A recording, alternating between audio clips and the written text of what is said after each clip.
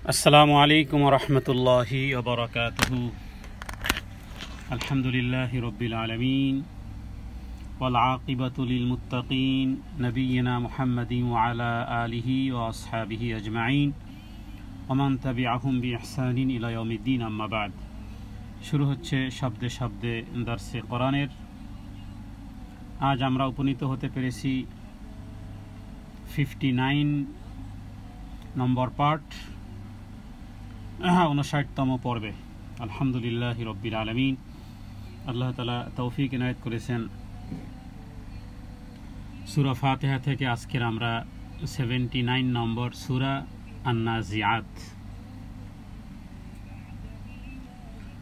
আজকের আন-নাজিআত সূরাটি আমরা তেলাওয়াত করব এবং এর সংক্ষিপ্ত তাফসীর এবং শব্দের অর্থ জানার চেষ্টা করব ইনশাআল্লাহ বিইذنিল্লাহ। ওমা তাওফীক ইল্লা বিল্লাহ। শুরু হচ্ছে পার্ট নম্বর 59।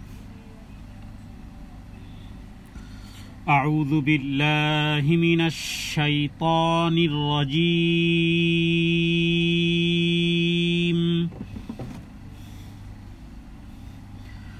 বিসমিল্লাহির রহমানির রহিম।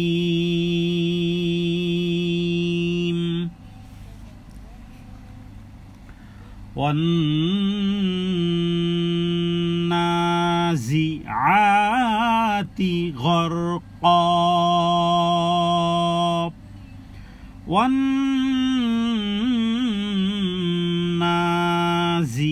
ওয়ান্নাজিআতি গরকা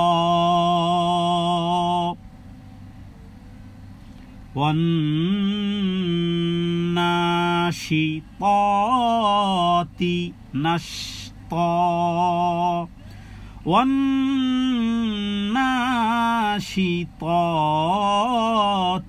নাশতা ওয়াসসাবিহাতি সাবহা ফাসসাবিকাতি সাবকা ফালমুদাব্বিরাতি আমরা।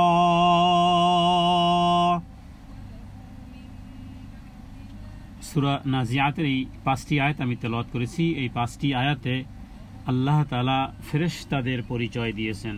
5 গুরুত্বপূর্ণ 5 শ্রেণীর, হাজারো শ্রেণীর ফেরেশতারা আছে বিভিন্ন দায়িত্বে। হাজারো শ্রেণীর, হাজারো লক্ষ কোটি প্রকার ভেদ আছে, বিভিন্ন দায়িত্বরত আছে। আল্লাহ তাআলা ফেরেশতাদেরকে দিয়ে গোটা দুনিয়ার আসমান জমিন, চন্দ্র সূর্য গ্রহ নক্ষত্র শূন্য স্থান বাইতুল মামুর সহ পৃথিবীর গোটা পৃথিবীর সব কিছু নিয়ন্ত্রণ করতেছেন আল্লাহ সুবহানাহু ওয়া তাআলা বিভিন্ন প্রকারের ফেরেশতাদেরকে দিয়ে। কবরে, হাসরে, পুলসিরাতে, জান্নাতে, জাহান্নামে বিভিন্নভাবে। এখানে আল্লাহ তাআলা 5 শ্রেণীর, মাত্র 5 শ্রেণীর ফেরেশতাদের শপথ করেছেন এবং ওই জাতীয় ফেরেশতাদের শপথ করেছেন যারা কাফেরদের শরীরে প্রবেশ করে এবং আত্মাকে কঠিনভাবে ছিনিয়ে আনে। ইবনে মাসউদ রাদিয়াল্লাহু তাআলা আনহু তিনি বলেছেন যে মালাকুল মউত তার আন্ডারে বহু ফেরেশতারা আছে। তারা যখন কাফেরদের আত্মাকে শরীর থেকে টেনে বের করে, সেটা যেন এমন যেন লোহার করাতের ন্যায় তারা প্রতিটি চুলের নখের গোড়া দিয়ে বেরিয়ে আসে। ইমাম কুরতুবী এই তাফসীর করেছেন ইবনে মাসউদ রাদিয়াল্লাহু তাআলা আনহুর বর্ণনাকে। আর অন্যদিকে মুমিনদের আত্মা এত সহজভাবে, তার মানে মুমিনের মধ্যেও কোয়ালিটি আছে। জান্নাতে যেমন 100 স্তর থাকবে, মুমিনের মধ্যেও স্তর আছে। সবাই তো পাক্কা মুমিন দাবি করলেও আমলে, আখলাকে, তাকওয়ায়, কর্মে, তো কোন মুমিনের রুহু এতটাই সহজভাবে বের হবে। ইমাম আহমদ তিনি হাদিস এনেছেন, মিশকাতের মধ্যে হাদিস আছে বিশুদ্ধ সনদে, সেটি হলো যে একটি কলসি মাটির একটি কলসি কাত করলে পানি যেভাবে করে সহজে বেরিয়ে যায়, সৎকর্মশীল মুমিনদের রুহুর মৃত্যুর সময় সেভাবেই তার দেহ থেকে সহজে বের হয়। আমরা রবের কাছে প্রার্থনা করি, হে রব্বুল আলামিন, আমাদের মৃত্যু অত্যন্ত ঈমানের সাথে মৃত্যু দিও এবং মৃত্যু সহজ মৃত্যু দিও। শয়তানের ফেরেব থেকে বেঁচে থেকে ওই ঈমানের মৃত্যু এবং তোমার প্রতি সুধারণা রেখে এমন অবস্থায় যেন মৃত্যু হয় যে মৃত্যুর সময় অত্যন্ত সৎকর্মশীল মুমিনদের মৃত্যু যেন আমাদের হয়। তো আল্লাহ তাআলা এখানে সেই জাতীয় ফেরেশতাদের কথা উল্লেখ করেছেন। যদিও আল্লাহ তাআলার ফেরেশতা কত, যদি কেউ এই প্রশ্ন করে যে আল্লাহ তাআলা কি পরিমাণ ফেরেশতা সৃষ্টি করেছেন, তো সেই ক্ষেত্রে সেই প্রশ্নের উত্তর আমরা এভাবে দিব যে আল্লাহ তাআলা কোরআনুল কারীমের সূরা মুদ্দাসসিরে ৩১ নম্বর আয়াতে আল্লাহ তাআলা বলেছেন যে দেখো, ওমা ইয়ালামু জুনুদা রাব্বিকা ইল্লাহু, তোমার প্রতিপালকের বাহিনী সম্পর্কে পৃথিবীর কোনো নবী রাসূলও জানে না, জানেন শুধু ইল্লাহু, তার মানে শুধুই জানেন রব্বুল আলামিন। ফেরেশতা কি পরিমাণ আল্লাহ তাআলা বানিয়েছেন। এক একজন ফেরেশতাকে আল্লাহ বিভিন্ন রূপে বানিয়েছেন, বিভিন্ন পাওয়ার দিয়ে বানিয়েছেন। সবার উপরে ফেরেশতা হলো জিবরাইল আমিন, সবার উপরে, সবার মান্যবর জিবরাইল আমিন। জি, তাহলে আমরা এই 5টি আয়াতে ওই জাতীয় ফেরেশতাদের কথা উল্লেখ করেছি। তাহলে এবার শব্দে শব্দে, ওয়ান্নাজিআতি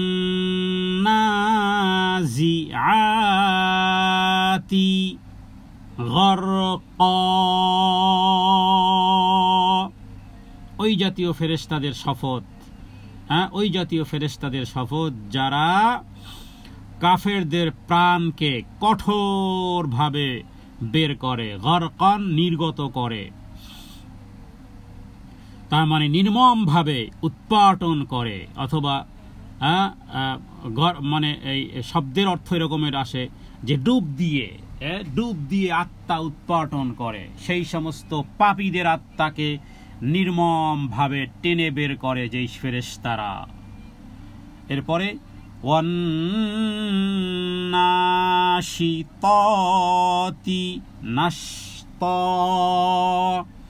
তবে যারা ঈমানদার মুমিনদের প্রাণ, নাশিতাত মানে যে শপথ, সমস্ত অগুলো শপথের জন্য, ওয়াই কাসমিয়া। তো নাশিতাত মানে উন্মুক্ত করে দেয় বা গিট্টু খুলে দেয় বা বন্ধন কোমলভাবে খুলে দেয়, মুক্ত করে দেয়, বাঁধন খুলে দেয়, নাশতান অত্যন্ত মৃদুভাবে,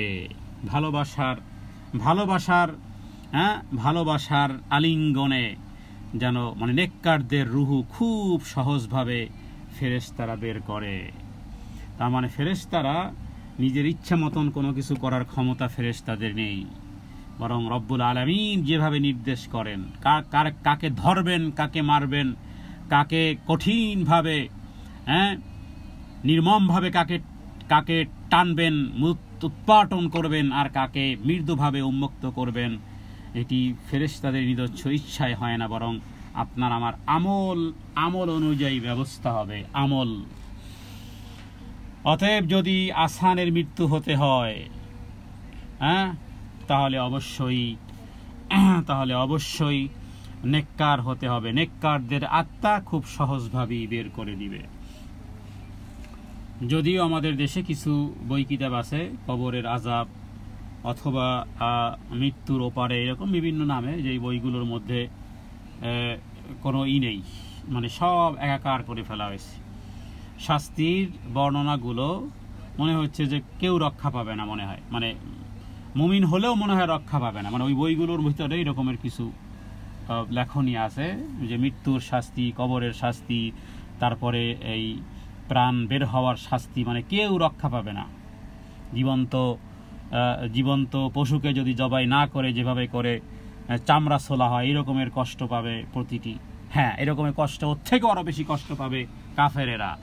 কিন্তু কোরআনুল কারীমে ভাই বলতেছে ওয়ান্নাশিতাতি নাশতা, তবে মুমিনের প্রাণের বন্ধন কোমল ভাবে, সহজ ভাবে বের করা হবে। হ্যাঁ, যেভাবে কলসি পানি যেভাবে করে বের হয় ঠিক এইভাবে সহজভাবে বের হবে। যদি আরো বেশি নফসে মুতমাইন্না হয় তাহলে তো আরো বেশি সম্মানের সাথে বলা হবে ইয়া আইয়ুহান নাফসুল মুতমাইন্না ইরজিই ইলা রাব্বিকি রাদিয়াতাম মারদিয়া। যারা রবের কথা শুনলে জীবনের সবকিছু কোরবান দিতে পারে ওদের জন্য আরো আহলান ওয়া সাহলান হবে। ওরা বলবে ও রুহু চলো, রবের আদেশ এসেছে, চলো রবের দিকে। আর এই রুহু তো অপেক্ষায় ছিল। যখন রবের কথা শুনবে রুহ বের হয়ে আসবে, এর হলো নফসে মুতমাইন্না। কারণ দুনিয়ার জীবদ্দশায় সব ছিল পিছনে, রবের হুকুম ছিল আগে।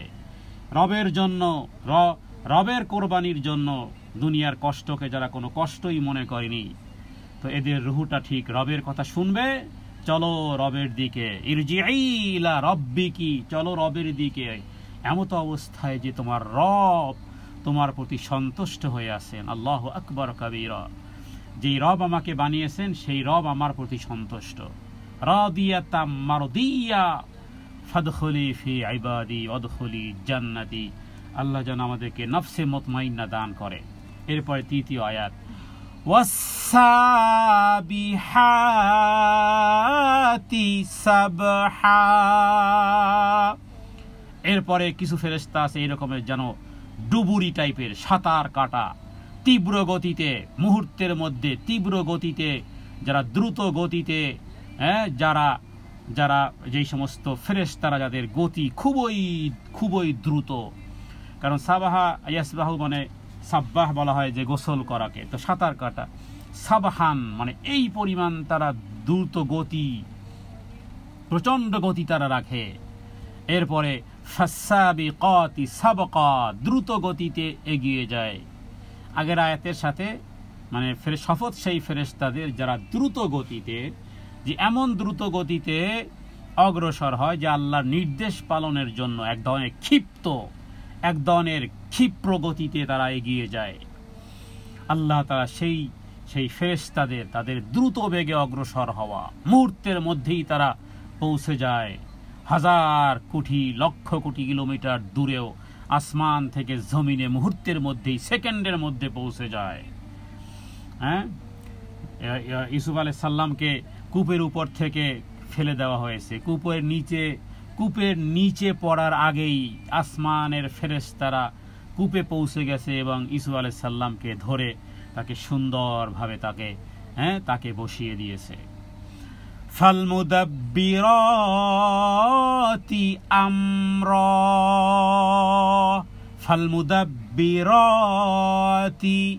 আমরা, আমর মানে হুকুম, আমরা মানে নির্দেশ। তার মানে তারা যে আদেশ পায় সেটা বাস্তবায়নের জন্য মুদাব্বিরাত মানে যারা কর্ম করে, যে সমস্ত সব কাজের ব্যবস্থা আল্লাহর হুকুমে যারা কাজ করে, আল্লাহর আদেশ যখন পায় সেটা বাস্তবায়নের জন্য তারা ব্যবস্থা গ্রহণ করে। হ্যাঁ, যেমন বলা হবে ঠিক তেমনই হবে। আল্লাহর পক্ষ থেকে যেভাবে আদেশ করা হয় ঠিক সেইভাবেই কর্ম নির্বাহ করে, একেবারে যথাযথভাবে। এখানে এই 5টি আয়াতে আল্লাহ তাআলা এই ফেরেশতাদের কথা উল্লেখ করেছেন, যেই সমস্ত ফেরেশতারা মানুষের রূহগুলোকে, মানুষের রূহ বা মানুষের জান কবজ করে। জান কবজকারী ফেরেশতাকে যদিও আজরাইল বলা হয়, কিন্তু আজরাইল নামটি মূলত কোরআনে এবং বিশুদ্ধ কোনো হাদিসে পাওয়া যায় না। তবে ইসরাইলি বর্ণনাতে পাওয়া যায় যে 4 জন ফেরেশতার নাম, এর মধ্যে জিবরাইল, এর মধ্যে মিকাইল এবং ইসরাফিল, এদের নাম তো কোরআনুল কারিমেই আছে। হ্যাঁ, কিন্তু আজরাইল নামটি কোরআনুল কারিমে নেই, বরং কোরআনুল কারিমে এসেছে মালাকুল মউত, মৃত্যুর ফেরেশতা। তবে সেই ফেরেশতাদের সাথে আরো বেশ কিছু ফেরেশতারা তার সাথে কাজ করে এবং তারা কিভাবে করে মানুষের প্রাণকে সংহার করে সেই বিষয়গুলো আল্লাহ তাআলা এখানে উল্লেখ করেছেন। এরপরে 6 নম্বর আয়াত থেকে আল্লাহ তাআলা ভিন্ন প্রেক্ষাপট করেছেন যে এই পৃথিবী একদিন প্রকম্পিত হবে, কাঁপিয়ে দিবে। তো সেটা দুইটা হবে। এক হলো যে কোনো সময় প্রথম যখন আসবে সিংগায় ফুৎকার, তখন পৃথিবী সব দারহাম বারহাম হয়ে যাবে। এরপরে আরেকটি ফুৎকার হবে, এবার কবর থেকে উঠবে। মানে বিষয়টা এই রকমের যে এটা খুবই একেবারে একটা স্বাভাবিক একটা ব্যাপার, যে একটা ফুৎকার দেওয়া হবে, এই পৃথিবীর নিজাম সব স্টপ হয়ে যাবে। এরপরে আরেকটি ফুৎকার দেওয়া হবে, বাস এবার সব যারা মরে গিয়েছিল এবার যে যেখানে মারা পড়ে আছে সেখান থেকে এবার হাসরের ময়দানে, কারণ এটা হবেই হবে। যে আল্লাহ তাআলা পৃথিবী বানিয়েছেন, মানুষকে বানিয়েছেন, আবার সেই ফেরেশতাদেরকে দিয়ে আল্লাহ আবার কি করেন, আবার প্রাণ সংহার করেন। ওই ফেরেশতাদেরকেই আল্লাহ তাআলা বলবেন যে এবার সিংহা ধ্বনি দাও, ইয়াউমা তারজুফুর রাজিফা। এটা হলো প্রথম ফু, ইয়াউমা তারজুফুর রাজিফা, এটা হলো প্রথম ফুৎকার। প্রথম ফুতে কি হবে? প্রথম ফুতে তারজুফুর রাজিফা মানে মানে সেদিন তারজুফ মানে পৃথিবীকে নাড়িয়ে ফেলবে, ধ্বংস করে দিবে, প্রকম্পিত করবে। আর রাজিফা মানে রাজিফাতুন, যে কি বলে একটা সিংহাধ্বনি বা সিংহাধ্বনি এই পৃথিবীকে প্রকম্পিত করে ফেলবে। তো এরপরে এটা হলো প্রথম। আর 7 নম্বর আয়াতে বলা হয়েছে তাতবাউহার রাদিফা, এরপরে অনুসরণ করবে আরো একটি সিংহাধ্বনি। মানে সিংহায় ধ্বনি কয়টা আসবে? তাহলে 2টা। ইয়াউমা ইয়ানফাখু, এটাকে 2টা কোরআনুল কারীমে অন্যান্য আরো আয়াত আছে, সবগুলো আয়াতকে একত্রিত করলে যেমন ইয়াউমা তারজুফুল আরদু আল জিবালু ওয়া কানাতিল জিবালু কাসিবাম মাহিলা, যেদিন পৃথিবী পর্বতমালা প্রকম্পিত হবে, তারপরে পর্বতসমূহ বালুকা রাশি ন্যায় হয়ে যাবে। তো এখানে এই 6 নম্বর আয়াত এবং 7 নম্বর আয়াতে 2টি ফুৎকারের কথা বলা হয়েছে। প্রথম ফুৎকার যখন হবে তখন সমস্ত মানুষ মরে যাবে, এরপরে পৃথিবী এবং পর্বতমালা সব একাকার হয়ে যাবে। এরপরে আসবে আরেকটি ফু, দ্বিতীয় ফুতে সকল মানুষ জীবিত হয়ে জীবিত হয়ে উঠবে কবর থেকে। আর এটা হবে প্রথম ফুৎকারের 40 পর। বাকি সেই 40 কি আসলে 40 বৎসর নাকি মাস নাকি দিন, এ সম্পর্কে রাসূলুল্লাহ সাল্লাল্লাহু আলাইহি সাল্লাম বলেছেন 2 ফুৎকারের মধ্যে হবে 40 দিন না 40 সেকেন্ড নাকি 40 মাস নাকি 40 বছর। রাসূলুল্লাহ সাল্লাল্লাহু আলাইহি সাল্লাম বলেননি, সাহাবায়ে কেরামও জিজ্ঞেস করেননি। তো এই 2 সিংহার ফুৎকারের ফলে আল্লাহ তাআলা তিনি যখন যা চাইবেন, আল্লাহ তাআলা পৃথিবীর সবাই অজ্ঞান হয়ে থাকবে, কারো আর জ্ঞান থাকবে না। এরপরে আবার তখন কি ফেরেশতারা থাকবে না? ফেরেশতারাও থাকবে না। এই পৃথিবীতে একমাত্র আল্লাহ ছাড়া কুল্লুমান আলাইহা ফান ফান ফান ওয়ায়াবকা ওয়াজহু রাব্বিকা যুল জালালি ওয়াল ইকরাম। তোমার প্রভু ব্যতীত এই পৃথিবীতে, কারণ হাইয়ুল কাইয়ুম চিরঞ্জীব চিরস্থায়ী, এই গুণ এই সিফাত একমাত্র শুধুমাত্র আমার ওই আল্লাহ সুবহানাহু ওয়া তাআলার জন্যই নির্ধারিত নিবেদিত, যার কোনো শরীক নেই, যাকে আমরা রব হিসেবে মেনে নিয়ে হৃদয়ে সন্তুষ্ট আছি 24 আওয়ার্স। আমার রব আল্লাহ, ব্যাস, যে আমার রব হলো আল্লাহ। তাহলে ওই আল্লাহ ব্যতীত আর কেউ থাকবে না, কোনো ফেরেশতা থাকবে না। এরপরে প্রথম আবার ওই ইসরাফিলকে আবার জীবিত করবেন আল্লাহর হুকুমে। ইসরাফিলকে আবার জীবিত করবেন। জীবিত করার পরে এরপরে বলবেন এবার আবার ফুদাও, অনুফিখা ফিস সূরি ফাসাইকা মান ফিস সামাওয়াতি ওয়া মান ফিল আরদি ইল্লা মান শাআল্লাহ সুম্মা নুফিখা ফিহি উখরা। এবার দ্বিতীয় ফুৎকার দেওয়া হবে, ফাইযাহুম কিয়ামুন ইয়ানজুরুন। দ্বিতীয় ফুৎকার দেওয়া হবে তৎক্ষণাৎ। এরপরে আস্তে আস্তে মানুষ আবার কবর থেকে এবার উঠে দাঁড়াবে। এটা বাধ্য। পৃথিবী তোমার নমুনা ছাড়াই তিনি বানিয়েছিলেন এই পৃথিবী। পৃথিবীর কোনো কিছু নমুনা ছাড়াই, কপি ছাড়াই তিনি সৃজনশীলতায় ভরপুর আমার রব্বুল আলামিন। হুয়াল মুসাউইর, হুয়াল খালিক, হুয়াল বারি, হুয়াল মুসাউইর। তিনি কপি ছাড়া বানিয়েছেন।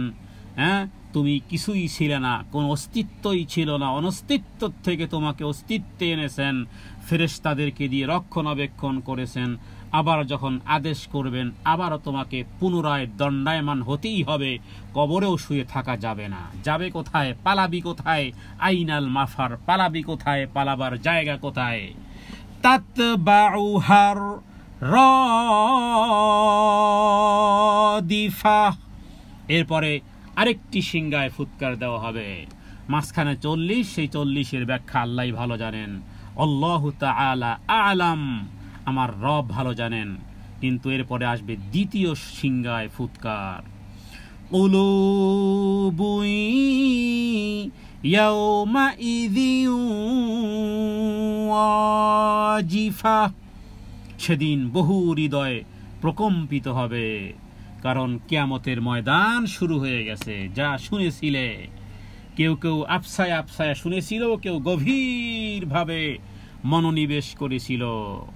কিয়ামতের ভয়ে, কবরের ভয়ে, হাসরের ভয়ে, জাহান্নামের ভয়ে ওদের ঘুম হারাম হয়ে গিয়েছিল। এরাও সেখানে থাকবে, আর ওরাও যারা কোনো মতে ভাষা ভাষা জ্ঞান নিয়ে দুনিয়াতে বসবাস করেছিল, এরাও থাকবে। কুলুবুন ইয়াওমাইযিন ওয়াজিফা, কুলুব তার মানে সেদিন বহু হৃদয়, কলবের বহু বচন হলো কুলুব, বহু হৃদয়। ইয়াওমাইযিন সেদিন, ওয়াজিফাতুন ভীত বিহবল থাকবে, ভীত সন্ত্রস্ত হয়ে পড়বে। কারণ কি? কারণ হলো এখন সব কিছু দেখতেছে, এখন সব কিছু চোখের নজরে আসতেছে। আবসারুহা খাশিআ, আবসারুহা, এবং তাদের দৃষ্টিসমূহ, তাদের দৃষ্টিসমূহ খাশিআ, খাশিআতুন, তাদের দৃষ্টিসমূহ নত হবে, ভীত সন্ত্রস্ত হবে, ভীত বিহ্বলতায় নত হবে। কারণ এখন ওই হৃদয় বিশিষ্ট লোকদের দৃষ্টিসমূহ এমন ভীত সন্ত্রস্ত লোকদের দৃষ্টিও সেদিন অপরাধীদের মতন নিচের দিকে ঝুঁকে থাকবে, অবনমিত থাকবে। কারণ এখন সব কিছু তাদের দৃষ্টিসমূহে অপমানের ছাপ পরিদৃষ্ট হবে। কারণ এই দিন সেই দিন, এই হলো সেই দিন। আচ্ছা, যখন রাসূলুল্লাহ সাল্লাল্লাহু আলাইহি ওয়াসাল্লাম কিয়ামতের কথাগুলো বলতেন, এই আবু জেহেল, আবু লাহাব, উতবা, উতাইবা, আরো বহু ব্যক্তিবর্গ ছিল যারা বলতো যে আচ্ছা, মুহাম্মদ সাল্লাল্লাহু আলাইহি ওয়াসাল্লাম যেই কথাগুলো বলে যে আবারও আমরা পুনরায় জীবিত হব, যদি এটা সত্যি হয় তাহলে তো আমরা আসলেই আমরা যে অবস্থায় যদি আবার পুনরায় প্রত্যাবর্তী, তাহলে আমরা অত্যন্ত ক্ষতিগ্রস্ত হব। কেউ কেউ এটা বলতো, আবার কেউ কেউ বলতো এটা যে আমরা কি আসলেই মরে গলে একেবারে নিঃশেষ হয়ে যাব, আবার কি আমরা পুনরায় প্রত্যাবর্তন করব? এটা তো হওয়া জরুরি। দেখুন, কিয়ামতে একটা বিচারের ব্যবস্থা হওয়াটা এতটাই অত্যাবশ্যক যে একজন মানুষ যদি 1000 মানুষকে হত্যা করে, তো তাকে আপনি হত্যা করে দিলেন, একজনের বদলে আরেকজনকে হত্যা, বাকি 999 লোক যে আরো হত্যা করলো ওই লোকটা, তো তার বিচারটা কিভাবে হবে বলেন? এটা তো দরকার, এটা তো লজিক বলে যে একজন মানুষের কারণে যদি গোটা একটা দেশের মানুষ যদি কষ্ট নিপতিত হয়, তা আপনি কি শাস্তি দিবেন? যেই শাস্তি দেন, এক শাস্তিতে তো মৃত্যু হয়ে গেল, তো বাকি যে আরো রয়ে গেল তাহলে কি হবে? তো কাফেরদের কথোপকথন এরকমের ছিল। ইয়াকুলুনা আইন্না লামারদুদুনা ফিল হাফিরা, তারা বলে আইন্না, আমরা কি, লামারদুদুনা, আমরা কি আবার প্রত্যাবর্তন করব, ফিল হাফিরা, যে আগের অবস্থায় বা উল্টো পায়, তারা বলে আমরা কি সেই আগের অবস্থায়, আমরা কি আগের অবস্থায় ফিরে যাবই? এখানে সন্দেহ, এখানে আইন্নার মধ্যে সন্দেহ আছে, ইস্তেফহাম, প্রশ্নবোধক চিহ্ন আছে এখানে। আইন্না, আমরা কি আবার ফিরে যাব? লামারদুদুনা ফিল হাফিরা, দুদু মানে প্রত্যাবর্তন করা। ফিল হাফিরা উল্টো পায় অথবা পূর্বের অবস্থায় কি আমরা আবার প্রত্যাবর্তন করব? তো কাফেররা বলতো যে এই হাফেরা মানে প্রথম অবস্থাকে বলা হয়, যে কিয়ামতকে অস্বীকারীরা তারা উক্তি করবে এরকম যে আমাদের কি পুনরায় ওই রূপ জীবিত করা হবে যে রূপ মৃত্যুর পূর্বে ছিলাম। কারণ মৃত্যুকে কেউ অস্বীকার করতে পারে না, চাই আল্লাহকে অস্বীকার করে কিন্তু মৃত্যুকে অস্বীকার করতে পারে না। তো জানে যে একদিন মরতে হবে, একদিন ধ্বংস হবে, জন্ম যখন হয়েছে মৃত্যু একদিন হবে, কিন্তু মৃত্যুর পরেই কি আবারও আমরা আবার পুনরায় জীবিত হব যে রূপ মৃত্যুর পূর্বে ছিলাম? মারা যাওয়ার পর কি আবার নূতন জীবনে ফিরে যাব? আবার কেউ কেউ বলতো এভাবে, আইযা কুন্না ইযামান নাখিরা, আইদা এটি কি কখনো হবে? কুন্না আমরা, ইযামান নাখিরা, ইযাম মানে আমাদের হাড় সমূহ, আমাদের গোশত আর হাড় সমূহ, নাখিরা যে চূর্ণ বিচূর্ণ হয়ে যাবে। যখন হাড় পচা, হাড় গলা ইত্যাদি সব কিছু যখন অস্থি গলিত অস্থি হয়ে যাওয়ার পরও কি আমরা আবার পুনরায় জীবিত হব? চূর্ণ বিচূর্ণ অস্থিতে পরিণত হওয়ার পরও কি আমরা আবার পুনরায় জীবিত হব? এটা কিয়ামতকে অস্বীকার করার আরও অধিক তাকিদ যে আমরা কেমন করে জীবিত হব, অথচ আমাদের হাড় মাংস পচে গলে নিঃশেষ হয়ে যাবে, তারপরও কি আমরা আবার জীবিত হব? তার মানে জরাজীর্ণ বিলুপ্ত প্রায় অস্থিতে পরিণত হওয়ার পরও কি আবার পুনরায় উঠতে হবে? হ্যাঁ, যদি উঠতেই হয়, হায় হায়, তাহলে তো এই অবস্থাটা তো আমাদের জন্য ক্ষতিকর হবে, সর্বনাশ হবে। তারা এইভাবে বলতো, ক্বালু তিলকা ইযান কাররাতুন খাসিরা, তারা বলতো তিলকা, যদি ওটাই হয়, তিলকা মানে দূরের জিনিসকে যালিকা বা তিলকা দিয়ে বোঝানো হয়, কাছের জিনিসকে হাদা, হাদানে বা ইত্যাদি দিয়ে বোঝানো হয়। তো ওই যে আবার মৃত্যুর পরে যে আবার সেই দিন যে আবার যে আমরা আবার যখন উঠব, ইদান কাররাতুন খাসিরা, তাহলে সেই প্রত্যাবর্তনটা তো আমাদের অনেক ক্ষতিকর, খাসিরা মানে ক্ষতিকর হবে। তারা বলতো অবস্থা যদি এরকমই হয় তাহলে ফিরিয়ে আনাটা তো সর্বনাশের ব্যাপার হবে, তাহলে তো সর্বনাশ হবে। সত্যিকার অর্থে যদি ওইরূপ ঘটে যেমন নাকি মুহাম্মদ সাল্লাল্লাহু আলাইহি সাল্লাম বলে থাকে, তাহলে তো দ্বিতীয়বার আমাদের জীবিত হওয়াটা আমাদের জন্য বড়ই ক্ষতিকর সাব্যস্ত হবে, ক্ষতিকর প্রত্যাবর্তন হবে, যার ভাগী হবে সবাই ক্ষতিগ্রস্ত। এটা বুঝতো, কর্মকাণ্ডেই বলে দেয় যে তুমি যে এই কর্মকাণ্ড করেছো, এই কর্মকাণ্ডের ফলাফল কেউ এখানে কেউ লাঠি ধরার থাকে না। অনেক ক্ষেত্রেই যে যেমন যা খুশি তাই বলতে থাকে, যা খুশি তাই করতে থাকে। এখানে একই সাথে মুমিন আর কাফের চলে, একই সাথে বেশ্যার তপস্বিনী একই বাজারে চলে, এখানে মুমিন আর কাফের, জালেম আর মাজলুম একই জায়গায় ঘোরাফেরা করে, এখানে জোর যার মুল্লুক তার এখানে চললেও কিন্তু একটি দিন আছে, সেই দিন যখন প্রত্যাবর্তন করা হবে এটা প্রত্যেক ব্যক্তি টের পাবে যে আজকের আমার প্রত্যাবর্তন অবশ্যই ক্ষতিকর। ফাইন্নামা হিয়া যাজরাতুন ওয়াহিদা, একটা মাত্র আওয়াজ দেওয়া হবে, একটি মাত্র আওয়াজের মাধ্যমেই, বিকট একটি আওয়াজ।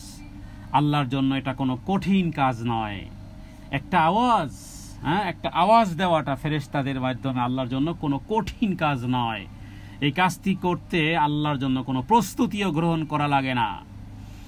এর জন্য শুধু একটি ধমক বা আওয়াজই যথেষ্ট।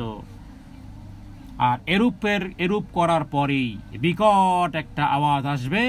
এই দ্বিতীয় বিকট আওয়াজ আসার সাথে সাথেই তোমরা এবার তোমাদের জীবনের হিসাব দেওয়ার জন্য আবির্ভূত হবে সমতল ময়দানে তোমরা আবির্ভূত হবে। একটা মাত্র মহাগর্জন, আর কিছু সুইচ টিপতে হবে না। মানে পুনরুত্থানের বিষয়টি একেবারেই পানির মতো সহজ, কেননা সেটা সিংহাধ্বনির দায়িত্বে নিয়োজিত ফেরেশতার একটি মাত্র মহাগর্জন হবে, বা শেষ, দুনিয়া শেষ। এক গর্জনে দুনিয়া শেষ, আর এক গর্জনে আখেরাত স্টার্ট। তো দুটি মাত্র আওয়াজ, এটা কি রবের জন্য কোনো কঠিন? কিছুই কঠিন নয়, শুধু আদেশ। শুধুমাত্র একটু বলবেন, শুধু বলবেন, কুন বললে, কুন বলার দ্বারা যদি ফায়াকুন হয়ে যায় তাহলে আদেশ। এটা খুবই সহজ। ফাইদা হুম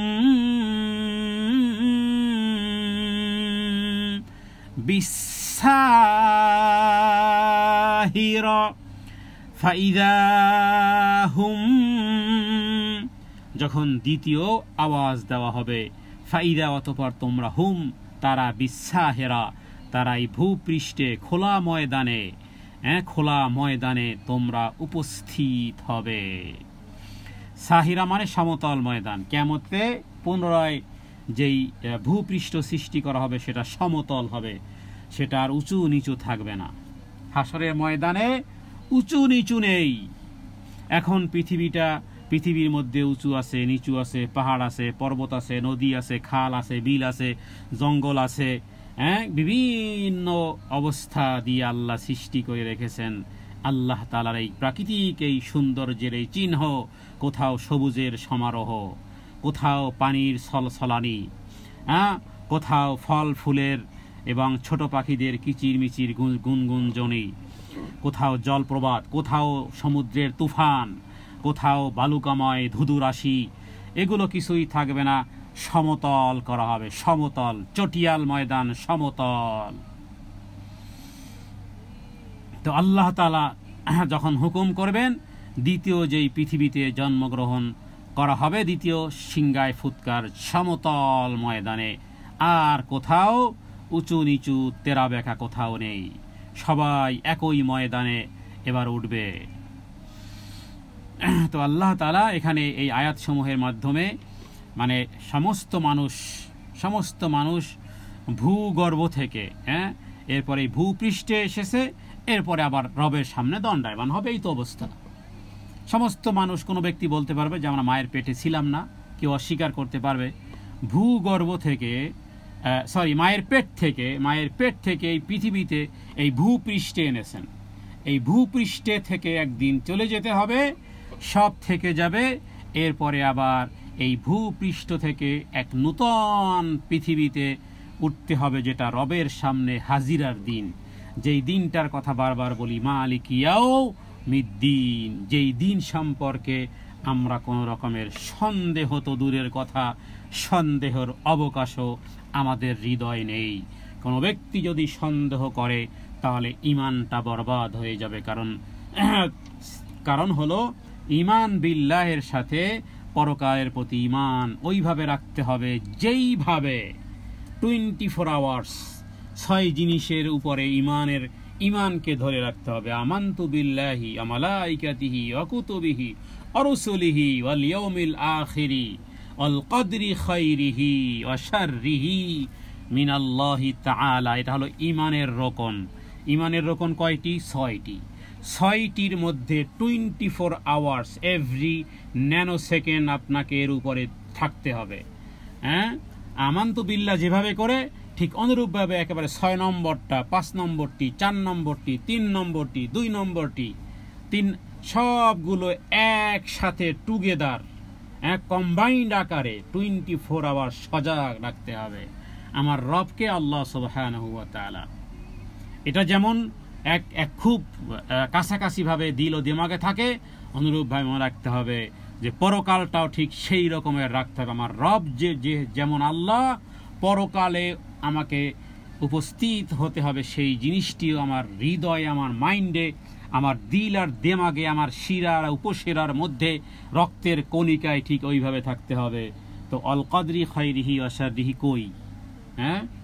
অল কদরি খাইরিহি ওয়া শাররিহি কই? ঈমান যখন এনেছি রবের উপরে, ভালো আর মন্দকে মেনে নিতে হবে। কিন্তু কি হয়, আমরা একটু মন্দ হয়েছে তো সেটা ব্যাড ডে, সেটা আমার জীবনে বিভিন্ন রকমের ব্যাখ্যা করে। অথচ ঈমান বিল্লাহর সাথে একই সিরিয়ালে গাথা, একই সিরিয়ালে একই বৃন্তে গাথা, যেখানে অল কদরি খাইরিহি ওয়া শাররিহি মিনাল্লাহি তাআলা, ভালো এবং মন্দের উপরে ঈমান ওইভাবে রাখতে হবে বরাবর যেইভাবে রবের প্রতি ঈমান এনেছি। অনুরূপভাবে কিয়ামত দিবসের প্রতি ওই 6 জিনিসকে আমি মনে করি প্রত্যেক সেকেন্ডে এই 6 জিনিসের ক্যাটাগরিতে আপনাকে থাকতে হবে। তো বিষয়টা যে একদিন মায়ের পেটে ছিলাম, এরপরে এই ভূপৃষ্ঠে এসেছি, আবার আরেকটা জায়গাতে আমি রবের সামনে দণ্ডায়মান হব। তো আয়াত সময়ে আল্লাহ তাআলার শপথগুলো জানা গেছে, কিয়ামতের পূর্ব মুহূর্তে মানুষের কি করুণ দশা হবে সেটাও জানতে পারলাম। আর সমস্ত মানুষ মাটির নিচে মরে চলে যাবে, এরপরে আবার মাটির তলদেশ থেকে এবার আর মায়ের পেট লাগবে না, এবার আর মায়ের পেট লাগবে না। যেখানে যে অবস্থায় মারা গেছো, যেখানে যে অবস্থায় মারা গেছো, হাতের চুল, হাতের নখ, হাতের নখ লম্বা লম্বা, হাতে আছে নীল পালিশ আছে, ওইভাবে কিয়ামতের দিন উঠবা, যেইভাবে যে অবস্থায় মারা গেছো ওই অবস্থাতে। এই জন্য কেউ কেউ বলেছেন যে কোনো ব্যক্তির যদি দাড়িবিহীনই উঠবে, মোষ লম্বা লম্বা ওইভাবেই উঠবে, চুল যেভাবে, তার মানে তার যেইভাবে সে দুনিয়ার জীবদ্দশায় মারা গেছে, যেমন হাজিরা যারা মারা গেছে এরা কিয়ামতের দিন ওইভাবেই উঠবে, লব্বাইক আল্লাহুম্মা লব্বাইক তালবিয়া পড়তে পড়তে উঠবে। শহীদ ওইভাবে রক্তাক্ত অবস্থায় যেভাবে তাকে শহীদ করা ওইভাবে উঠবে। আল্লাহ তাআলা যেন কিয়ামতের দিন দ্বিতীয় সিংহায় ফুৎকার দেওয়ার সময় আল্লাহ তাআলা যেন আমাদেরকে যেই সূরতে আমার রব পছন্দ করেন সেই সূরতেই যেন আল্লাহ আমাদেরকে দুনিয়া থেকে যাওয়ার তৌফিক দান করেন, এবং কবর থেকে ওঠার জন্য আল্লাহ যেন সেই তৌফিক দান করেন। আমরা বলি আল্লাহুম্মা আমিন। এরপরে দৃশ্যপট 15 নম্বর আয়াত থেকে ভিন্ন এসেছে। আল্লাহ তাআলা বলেছেন, হাল আতাকা হাদিসু মূসা।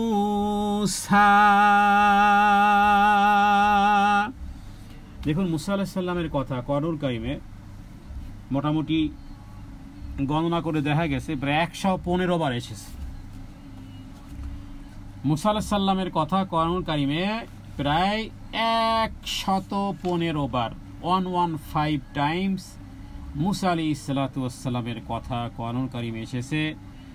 এটা এই কারণে যে মুসা আলাইহিস সালামের উম্মতের সাথে আমাদের একেবারে পাই টু পাই মিল আছে, এমনিতেই মিল আছে, বহু দিক থেকে মিল আছে। এ বিষয়ে আরেকদিন আমরা কথা বলবো। যারা ইমানদার তাদেরও মিল আছে, যারা বেঈমান তাদেরও মিল আছে। এমনিতে তো ইহুদি খ্রিস্টানদের চাল চলন, আচার আচরণ, চুল কাটার স্টাইল, প্যান্ট, ওরা যদি সিরা প্যান্ট পরে আমরা সেটা আগে দাম দিয়ে কিনি, ওরা যে স্টাইল ধারণ করবে, ওদের চলার স্টাইল, ওদের খাবারের স্টাইল, ওদের লাইফ স্টাইল, ওদের ঘুমানোর স্টাইল, ওদের জীবন চাহিদার যা কিছু স্টাইল, সেগুলো তো অনেক আগেই ধারণ করা হয়েছে। ইমানদাররাও তারাও বলতে গেলে এই বনী ইসরাঈলের চরিত্র এই উম্মতে মুহাম্মাদের মধ্যে আছে। আচ্ছা, মুসা আলাইহিস সালামের সাথে যেহেতু ফেরাউনের সংঘর্ষ হয়েছে, এবং ফেরাউন যেহেতু নিজেকে রব দাবি করেছিল, আল্লাহ তাআলা তাকে কিছু সুযোগ দিয়েছিলেন এবং তাকে যেভাবে করে ধরাশায়ী করেছেন, কারণ এটা একটা স্বাভাবিক বিষয় যে মুসা আলাইহিস সালাম এবং ফেরাউনের ঘটনা শোনানো হয়েছে গোটা কোরআন কারিমে বারংবার, এই কারণে যে তারা এই ফেরাউন রাসূলের সাথে মুসা আলাইহিস সালামের সাথে যেই সংঘাতে লিপ্ত হয়েছিল এবং তার ব্যাপারে সেই মুসা আলাইহিস সালামের পক্ষ হয়ে আল্লাহ তাআলা মুসা আলাইহিস সালামের মোকাবেলায় ফেরাউনের সাথে যে ঘটনা ঘটিয়েছিল সেটার পরিণাম সম্পর্কে সতর্ক করাই ছিল মূলত আসলে মানুষকে উদ্দেশ্য করা এই আয়াত সমূহ। কারণ রাসূলুল্লাহ সাল্লাল্লাহু আলাইহি ওয়াসাল্লামের বিরুদ্ধেও তারা মক্কার মুশরিকরা যে সমস্ত কৌশল অবলম্বন করত, তো এটা উদ্দেশ্য যে রাসূলকে আঘাত হানা, ক্ষতিগ্রস্ত করা বা পরকালের ব্যাপারে যুক্তি প্রমাণ পেশ করার পরেও সেটাকে উপেক্ষা করা, এটা যেন ওই রকমের যে মুসা এবং ফেরাউনের ঘটনার সাথে সম্পর্কিত। মুসা আলাইহিস সালাম যতই শুনান কাহিনী, ফেরাউন শোনে না কোনো কাহিনী। আখের ফেরাউনের কি অবস্থা হয়েছিল যদি সংশোধন না হতো, ওইভাবেই দুনিয়ার রাজত্বও শেষ, দুনিয়াও শেষ, জীবনও শেষ। আর এরপরে আলি ফিরআউনা আশাদ্দাল আযাব, দিন আর রাত তাকে শাস্তি দেওয়ার জন্য জাহান্নামে ভটকানো হয়, ওই ফেরাউনকে শাস্তি দেওয়ার জন্য। এই কারণে বারবার আল্লাহ তাআলা মুসা আলাইহিস সালামের কথা এভাবে এনেছেন যে হে নবী, হাল আতাকা হাদিসু মুসা, তোমাদের কাছে কি পৌঁছে নাই বৃত্তান্ত, হাদিস মানে বৃত্তান্ত, মুসা আলাইহিস সালামের বৃত্তান্ত বা খবর। তো কাফেরদের এই শত্রুতার বিপরীতে যে রাসূলুল্লাহ সাল্লাল্লাহু আলাইহি ওয়াসাল্লাম যেই মর্মপীড়া অনুভব করেন সেটা দূর করার উদ্দেশ্যে মুসা আলাইহিস সালাম এবং ফেরাউনের ঘটনা উল্লেখ করার মধ্যে ইঙ্গিত রয়েছে যে শত্রুরা কেবল আপনাকেই কষ্ট দেয়নি, পূর্ববর্তী নবী রাসূলকেও কষ্ট দেওয়া হয়েছে এবং তাদের পরিণতি ছিল ভয়াবহ। সুতরাং হে নবী, আপনি কি করেন? সবর করেন। হে মুহাম্মদ সাল্লাল্লাহু আলাইহি সাল্লাম, তোমার নিকট তো মুসা আলাইহিস সালামের বৃত্তান্ত, মুসা আলাইহিস সালামের প্রতিপালকের সাথে ঘটে যাওয়া এবং তার শত্রু ফেরাউনের বৃত্তান্ত ঘটনাবলী তো তোমার কাছে পৌঁছেছে। ইয নাদাহু রাব্বুহু বিল ওয়াদিল মুকদ্দাসি তুওয়া।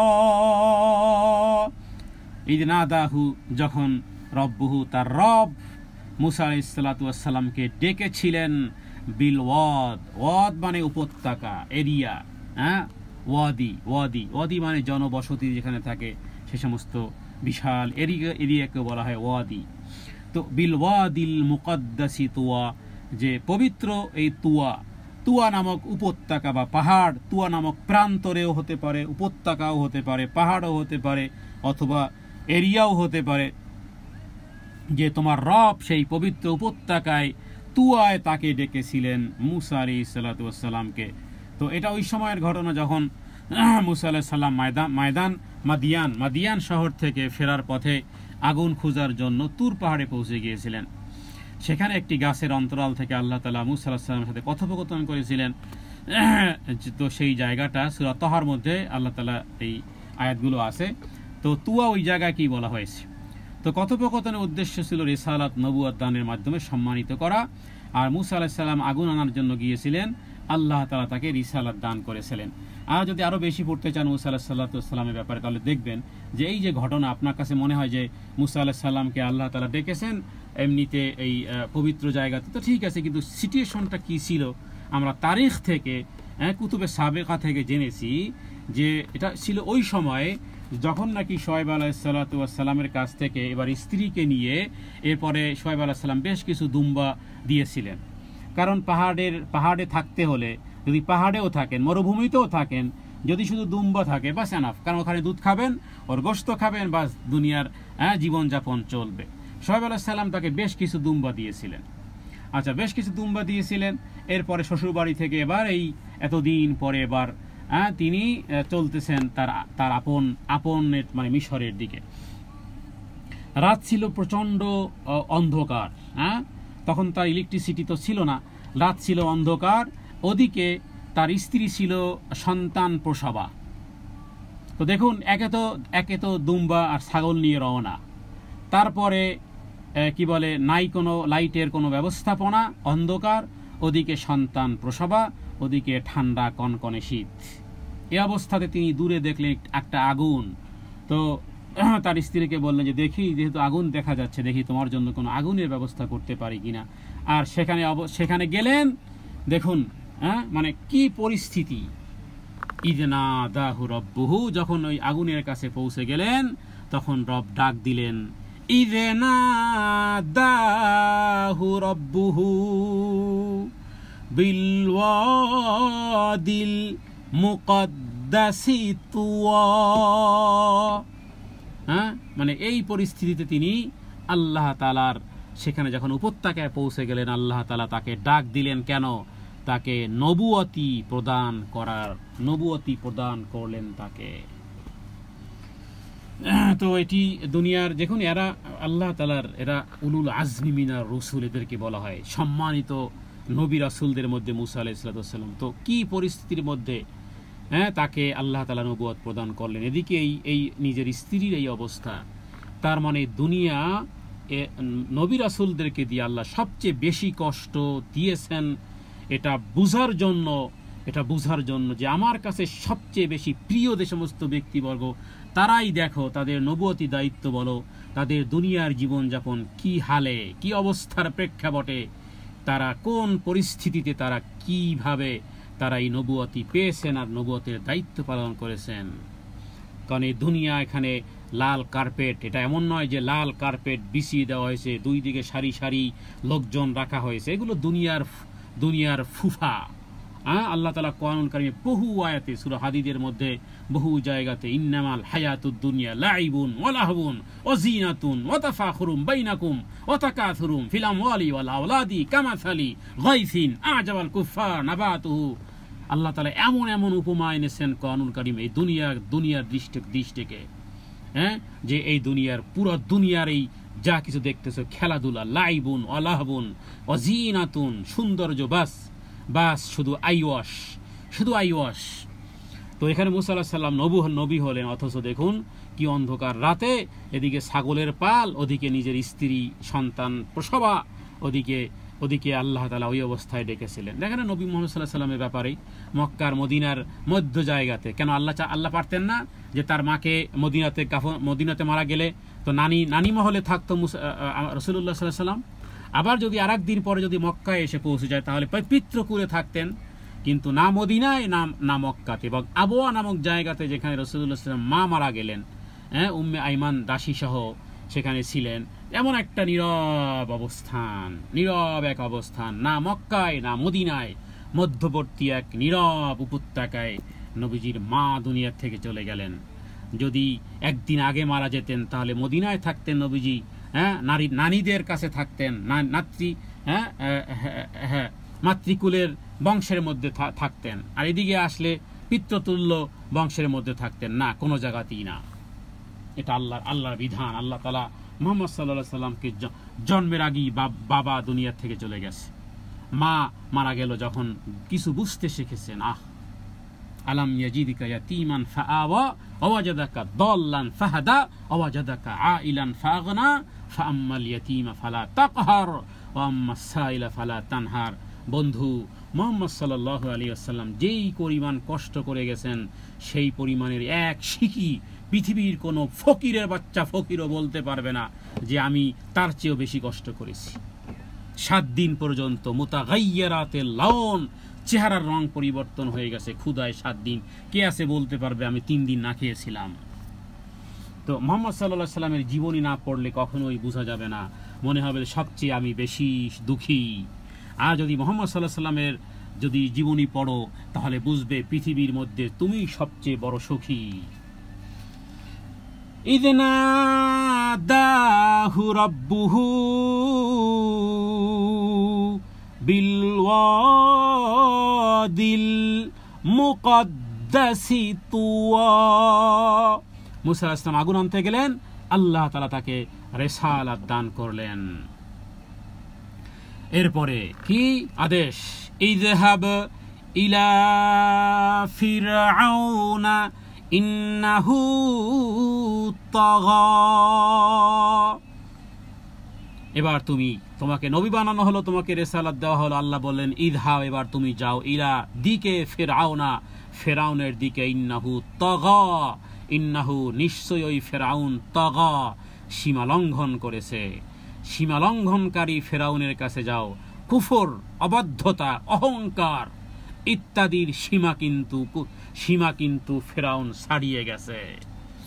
সীমা লঙ্ঘনের মধ্যে কুফর যেমন আছে সীমা লঙ্ঘন, অবাধ্যতাও আছে সীমা লঙ্ঘন, অহংকারেরও সীমা লঙ্ঘন ছাড়িয়ে গেছে। সুতরাং তুমি ফিরআউনের নিকট গমন করো, যাও, কেননা সে জুলুম এবং অহংকারের সীমা লঙ্ঘন করে ফেলেছে। এরপরে দেখুন, ফাকুল হাল্লাকা ইলা আন তাযাক্কা। প্রত্যেক দাঈল আল্লাহ, প্রত্যেক ওই ব্যক্তি জীবনে ভালো কিছু কাজ করতে চাও, দাঈল আল্লাহর কাজ তারা কারা করে? দাঈল আল্লাহ, আল্লাহর দিকে আহ্বানকারী নবী রাসূলদের কাজ। কোন পৃথিবীর কোন মানুষ এই কাজ যদি করতে চাও তাহলে এই গুণে গুণান্বিত হতে হবে। যাকে তুমি দাওয়াত দিতে যাচ্ছ নিশ্চয়ই সে ফেরাউনের চেয়ে নিকৃষ্ট নয়। তুমি যে যাচ্ছ তুমিও মুসা আলাইহিস সালামের চেয়ে শ্রেষ্ঠ নয়। তাহলে তুমি যদি মুসা আলাইহিস সালামের চেয়ে শ্রেষ্ঠ না হয়ে থাকো, যার কাছে যাচ্ছ সে যদি ফেরাউনের চেয়ে নিকৃষ্ট না হয়, তাহলে দেখো আল্লাহ তাআলা কি বলেছেন যে হে নবী ফাকুল হাল্লাকা, অতঃপর তুমি তাকে দাওয়াত দিবে কেন, ইলা আন তাজাক্কা, যাতে করে সে পবিত্র হয়। দেখুন আল্লাহ তাআলা তো জানেন এই জালেমের ঘরের জালেম, এই লানত, এই অভিশপ্ত এই ফেরাউন ঈমান আনবে না। আল্লাহ জানেন, তার কাছে কোনো ভবিষ্যৎকাল নেই, কোনো অতীতকাল নেই, পুরোটাই বর্তমান কাল আল্লাহ তাআলার কাছে। আল্লাহ জানেন, কিন্তু এটা পদ্ধতি যে এই ফেরাউন হাল্লাকা ইলা আন তাজাক্কা, তোমার কি ভালো হওয়ার কোনো ইচ্ছা আছে? এটা বলা উচিত। আমরা বলি না যে ভালো হয়ে যাও বিনা পয়সায়, পয়সা লাগে না ভালো হতে, কথাটা এরকমেরই যে তোমার কি কোনো আত্মশুদ্ধি তাজাক্কা মানে আত্মশুদ্ধি অর্জন করার কোনো ইচ্ছা আছে? ফাকুল হাল্লাকা মানে তোমার কি ইচ্ছা আছে? এখানে হাল শব্দের অর্থ হল ইস্তেফহাম মানে প্রশ্নবোধক চিহ্ন। হাল মানে প্রশ্ন, হাল্লাকা তোমার কি আছে কিছু, ইলা আন তাজাক্কা পবিত্র হওয়ার আগ্রহ কি আছে তোমার কি কোনো আগ্রহ আছে হে ফেরাউন যে তুমি পবিত্র হবে? আত্মশুদ্ধির আগ্রহ কি আছে? বা এমন কোনো পথ এবং তরিকা তুমি কি পছন্দ করো যার মাধ্যমে তোমার আত্মশুদ্ধি হতে পারে? সেটা হলো তুমি মুসলিম হও, আল্লাহর অনুগত হয়ে যাও। হে ফেরাউন, তুমি কি চাও কুফরি এবং পাপাচার থেকে পবিত্র কি হতে চাও? ওয়া আহাদিয়াকা ইলা রাব্বিকা ফাতাখশা, ওয়া আহাদিয়াকা আর আমি তোমাকে পথ দেখাবো, ইলা রব্বিকা রবের দিকে, ফাতাখশা যেন তুমি তাকে ভয় করো।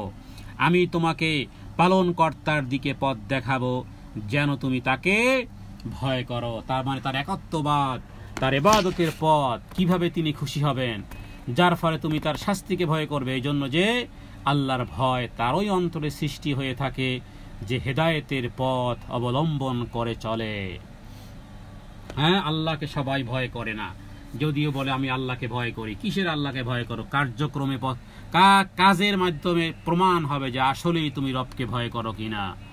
আল্লাহকে তো তারাই ভয় করে যাদের হৃদয়ে আছে আল্লাহর ভয়, যারা হেদায়েতের পথে পরিচালিত হওয়ার প্রাণান্তকর প্রচেষ্টা যারা চালায়, তারাই মূলত আসলে আল্লাহকে ভয় করে।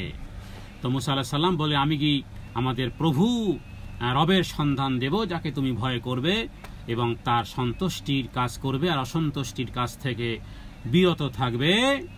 এরপরে মুসা আলাইহিস সালাম তার মুজিজা দেখালেন। এখানে আরো বেশ কিছু কথোপকথন হয়েছে যেগুলো কোরআন কারীমে অন্যান্য আয়াত থেকে আমরা জানতে পারি। তো এরপরে মুসা আলাইহিস সালামকে বেশ কিছু প্রশ্ন জিজ্ঞেস করেছিল ফেরাউন যে আচ্ছা ঠিক আছে, তুমি যে এখন রবের কথা বলো, তো আমার পূর্বে অনেক ব্যক্তি যারা দুনিয়া থেকে চলে গেছে এদের কি হবে? তখন মুসা আলাইহিস সালাম ওই প্রশ্নের উত্তরে বলেছিলেন যে সেটা আমার রবই জানেন, তাদের সাথে কি আচরণ করবেন। তো এরপরে মুসা আলাইহিস সালাম তিনি এক নিদর্শনও দেখালেন, যে তিনি বগলে হাত রাখলে এরপরে সেই হাতকে বের করলে একেবারে চমকাতো। এরপরে তার হাতে যে লাঠি ছিল সেই লাঠিতেই ফেলে দেওয়ার মাধ্যমে একেবারে অজগর সাপ হয়ে গেল। তো বড় ধরনের নিদর্শন বলতে এখানে লাঠিকে অজগর সাপ হয়ে যাওয়া অথবা তার হাত এই শুভ্র হওয়ার কথাও বোঝানো হতে পারে। এই রকমের ফেরাউনের দরবারে মুসা আলাইহিস সালাম তার নবুয়তের স্বীকারোক্তি স্বরূপ এই মুজিজাও তিনি দেখালেন।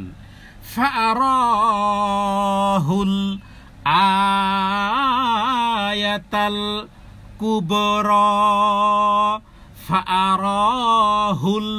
ফাআরাহু আরায়ারা মানে দেখানো, ফাআরাহু অতঃপর এই হু মানে ফেরাউন, এই ফেরাউনকে অতঃপর মুসা আলাইহিস সালাম দেখালেন কি আয়াতান মানে এক নিদর্শন, কুবরা মানে বড় নিদর্শন। মুসা আলাইহিস সালাম তাকে বিরাট নিদর্শন দেখালেন যে নিজের সত্যতার জন্য যে সমস্ত প্রমাণ পেশ করলেন এবং আল্লাহ তাআলার তরফ থেকে প্রাপ্ত হয়েছিলেন মুসা আলাইহিস সালাম, সেটাই হলো মূলত নিদর্শন।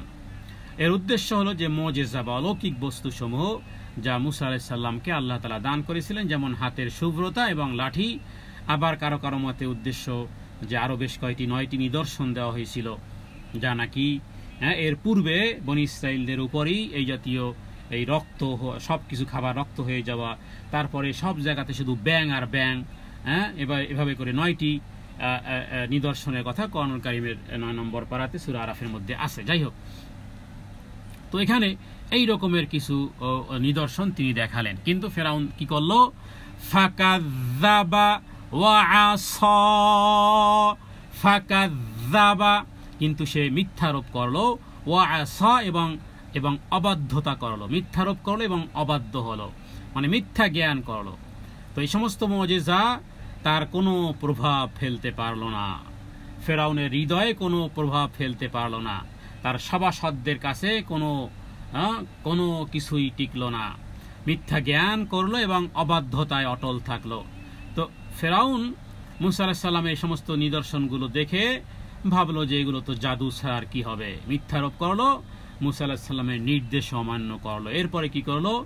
সুম্মা আদবারা ইয়াসআ, সুম্মা, অতঃপর আদবারা, আদবারা মানে ফাসাদ সৃষ্টি করার চেষ্টা করলো, ইয়াসআ সচেষ্ট হলো, উল্টো পথে ফিরে গেল, আল্লাহর বিরুদ্ধে জোর প্রচেষ্টা চালানোর জন্য সত্যের উল্টো পথে ফিরে গেল। মানে হক আর বাতিল, হককে বাতিল দ্বারা প্রতিহত করতে চেষ্টা করতে লাগলো। ইমাম ইবনে কাসির তিনি এই ব্যাখ্যা করেছেন, যেখানে এই ফেরাউন কি করলো? বাতিল দ্বারা হককে প্রতিহত করার চেষ্টা করলো, কারণ সে ঈমান এবং আনুগত্য থেকে মুখ ফিরিয়ে নিয়েই ক্ষান্ত হলো না, বরং জমিনে ফাসাদ সাধারণত মুসা আলাইহিস সালামের মোকাবেলা করতে প্রচেষ্টা চালালো, জাদুঘরদেরকে উপস্থিত করে মুসা আলাইহিস সালামের মোকাবেলা করালো, যাতে মুসা আলাইহিস সালামকে মিথ্যা সাব্যস্ত করা যায়। তো মুসা আলাইহিস সালাম তিনি এই যে ঈমানের দাওয়াত দিলেন, এটা ঈমান আনয়ন থেকে বিমুখ হলো। এরপরে কি হলো?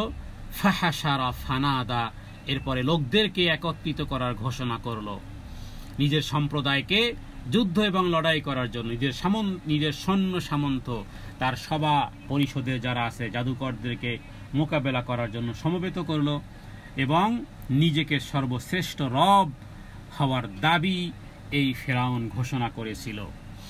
কি বলল? ফাকালা আনা রব্বুকুমুল আলা, সে বলল আমি তো বড় রব, রব্বুকুম তোমাদের রব, আল আলা সর্বশ্রেষ্ঠ, আমি তোমাদের সেরা পালন কর্তা। দেখুন, মানে যাও যে লাইনে ছিল আরো বেশি খারাপ হলো। মুসা আলাইহিস সালামের যাওয়ার আগ মুহূর্ত পর্যন্ত যাও ছিল, মুসা আলাইহিস সালাম সেখানে গিয়ে দাওয়াত দেওয়ার কারণে আরো বিগড়ে গেল। কোরআন শুধু সংশোধন করতে আসে না, এটাও মনে রাখবেন। কোরআন কাউকে কাউকে বিগড়িয়ে দেয়, কোরআন কাউকে কাউকে অপমানিত করবে, অপদস্থ করবে। কোরআন যেমন উপরে উঠায়, কোরআন আবার ঠিক তেমনি নিচেও নামায়। কোরআন যেভাবে সপক্ষে কথা বলে, কোরআন সেইভাবে বিপক্ষেও কথা বলে। এটা ভাবার কোনো কারণ নাই যে কোরআন মনে হয় শুধু তুলু তুলু তুলু তুলু করবে না, তুলু তুলু কিছু ব্যক্তিদের জন্য করবে, আবার কিছু ব্যক্তিকে নিচেও নামাবে, জাহান্নামেও নিক্ষেপ করবে। এই কোরআনের পৃষ্ঠ প্রদর্শনকারীকে কোরআন তাদের বিরুদ্ধে কথা বলবে। নবীজি বলেছেন, আল কোরআন হুজ্জাতুল লাকা আও আলাইক, ইন্না হাযাল কোরআন ইয়াহদি লিল্লাতী আকওয়াম ওয়া ইউবাশশিরুল মুমিনিন। এই কোরআন ইন্না হাযাল ইয়াহদি লিল্লাতী হিয়া আকওয়াম, হেদায়েত প্রদান করে। কিন্তু যে ব্যক্তি এই কোরআনের হেদায়েতকে গ্রহণ না করে, যে ব্যক্তি বিমুখ থাকে, তাকে কোরআন কিন্তু জাহান্নামে পর্যন্ত পৌঁছাবে, কারণ কোরআন থেকে বিমুখ। হয় কোরআন মুখী, না হয় কোরআন বিমুখী। তাহলে কোরআন কারো জন্য হেদায়েতের বার্তা নিয়ে এসেছে, আবার কোরআনকে না মানার কারণে, কোরআনের প্রতি ভ্রুক্ষেপ না করার কারণে সে আরো চরম ভ্রষ্টতার মধ্যে নিপতিত হয়েছে। আইয়ুবাশশিরুল মুমিনিন আল্লাযীনা ইয়ামালুনাস সালিহাত আন্না লাহুম আজরান হাসানা। অতএব কোরআনুল কারীমের মাধ্যমে যেভাবে করে হযরতে আবু বকর, হযরতে ওমর, ওসমান, আলী সাহাবায়ে কেরামের মর্যাদা যেভাবে করে বুলন্দিত করেছে, অনুরূপভাবে আবু জেহেল, আবু লাহাব, উতবা আর উতাইবা, এদেরকেও কোরআনের কারণে আরো তারা নিন্দনীয় হয়েছে, পদদলিত হয়েছে এরা। অতএব জানতে হবে যে কোরআন কি সপক্ষে কথা বলবে নাকি বিপক্ষে কথা বলবে। তো ফেরাউন মূসা আলাইহিস সালাম যখন ফেরাউনের কাছে গেল, যাও ছিল বদমাইশ, এই বদমাইশ আরো উদ্যত প্রদর্শন করলো, আরো সীমা লঙ্ঘন করলো, আরো সীমাহীন সীমা লঙ্ঘন করলো। তো এরপরে কি বললো? আনা রব্বুকুমুল আলা, আমি তোমাদের বড় রব। কিসে মূসা আলাইহিস সালাম কিসের দাওয়াত নিছে? আমিই তো বড় রব। অহংকারের মাত্রা যখন এরকমের হয় তখন এরকমের হয়। এরপরে আল্লাহ তাআলা কি বলেন? ফাআখাযাহুল্লাহু নাকালাল আখিরাতি ওয়াল উলা।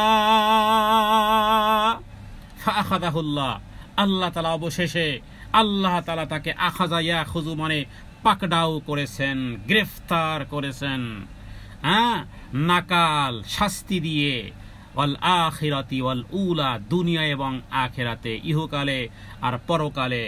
আখিরাতে আল্লাহ তাআলা তাকে আখিরাতে এবং দুনিয়াতে কঠিন শাস্তিতে পাকড়াও করেছেন।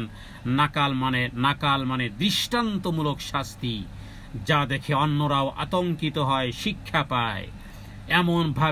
এমন ভাবে পানি তাকে চাপ দিয়েছে ফেরাউনকে, এমন ভাবে হাবুডুবু আর নাকে মুখে পানি খেয়ে এমন ভাবে চাপে পড়েছে বদমাইশ। আল্লাহ তাআলা একেবারে নিস্তেনাবুদ করেছেন, একেবারে ধরাশায়ী এমন ভাবে করেছেন, সৈন্য সামন্ত সহ একেবারে পানিতে ডুবিয়ে একবার নিশ্চিহ্ন করে ফেলেছেন। আগুনে পুড়লে তো কিছু পাউডার থাকে, কিছু ধোঁয়া কিছুক্ষণ থাকে। পানিতে এমন ভাবে, একটু আগেই ছিল বিশাল এই পৃথিবীতে নিজেকে রব দাবিকারী, হাজার হাজার বনি ইসরাইল বাসীকে হত্যাকারী, ৭০,০০০ শিশুকে হত্যাকারী সেই বদমাইশ একটু আগেই ছিল। এই যে একটু পরেই পানির চাপে শেষ ফেরাউন শেষ, সৈন্যবাহিনী শেষ, বাদশাহী শেষ, সব কিছু একেবারে মুষড়ে পড়েছে। আল্লাহ তাআলা এমন ভাবে দৃষ্টান্তমূলক শাস্তি দিয়ে তিনি এইভাবে এমন ভাবে পাকড়াও করেছেন যে আগামীতে দুনিয়ায় আগমনকারী আল্লাহ দ্রোহীদের শিক্ষণীয় উপদেশ স্বরূপ হয়ে রইল। কিয়ামতের আযাব তো তার জন্য আসি, সেখানে তো ভোগ করবেই। কিন্তু বিষয় হলো যে এই ফেরাউনের নাতি আর পুতিরা কখনোই শিক্ষা গ্রহণ করে না। যেভাবে ওদের লিডার যেভাবে শিক্ষা গ্রহণ করে নাই, ঠিক অনুরূপভাবে কিছু ব্যক্তিবর্গ আছে এগুলো জানার পরেও শিক্ষা গ্রহণ করে না।